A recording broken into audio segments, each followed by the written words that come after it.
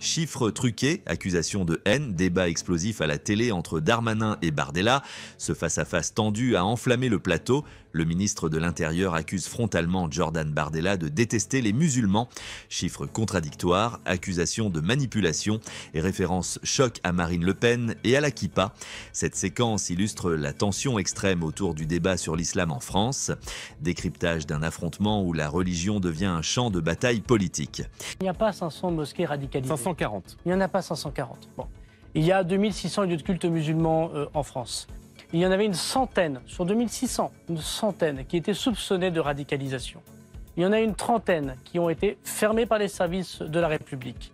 Il y en a une trentaine qui ont changé soit leurs dirigeants, soit leurs imams. Et nous d'avoir mis fin à la procédure des imams détachés, c'était très courageux de la part du président de la République. Et il y en a encore une trentaine, donc c'est 30 désormais sur 2600. C'est pas 540. Vous faites peur aux Français. Parce qu'en fait, vous n'aimez pas les musulmans. C'est votre problème. 170 vous avez un problème avec l'altérité. Des frères musulmans, c'est-à-dire de l'UOIF, qui sont peut-être pas radicales à votre goût, mais qui l'UOIF est en tout cas interdit dans certains pays musulmans et considéré comme organisation terroriste. Non, mais vous avez un problème. 147 mosquées du Tabligh, 152 mosquées salafistes et 71 mosquées du Miligorus, c'est-à-dire sous influence directe de la Turquie d'Erdogan. Ça ne vous suffit pas, monsieur le ministre? Vous avez chacun ses influences. Vous, c'est les Russes, d'autres, c'est les Turcs. Je regrette. Les influences étrangères, je les regrette en général. Les Russes comme les Turcs. Il faut le dire au président de la République avec qui peut-être. Dans les Russes, je le dis pour vous. Mais monsieur Bardella, vous dites n'importe quoi et vous faites des chiffres. Oh, ça reste à prouver. Le président a monsieur Poutine au téléphone beaucoup plus souvent. Non, mais vous inquiétez pas, c'est vos amis, hein, c'est pas grave. On fréquente les gens qu'on connaît bien.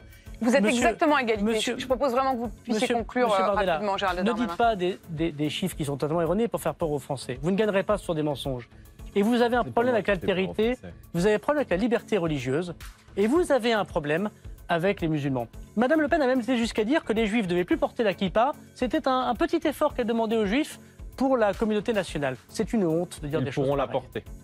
Enfin, quand ils peuvent encore, parce que dans beaucoup de quartiers de Seine-Saint-Denis où je suis élu, ils ne peuvent plus porter la kippa parce qu'ils sont menacés de mort par des islamistes. Vous avez des problèmes avec les musulmans, profondément. Voilà. Alors qu'ils ont servi la République pendant 2 guerres mondiales. Ils n'ont plus à montrer leur brevet de nationalité française.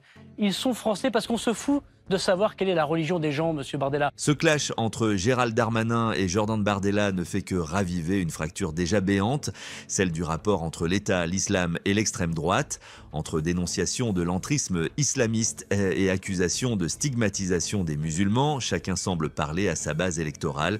Mais au fond, la vraie question reste posée. Peut-on débattre de l'islam en France sans tomber dans l'instrumentalisation politique et la surenchère? À vous de juger.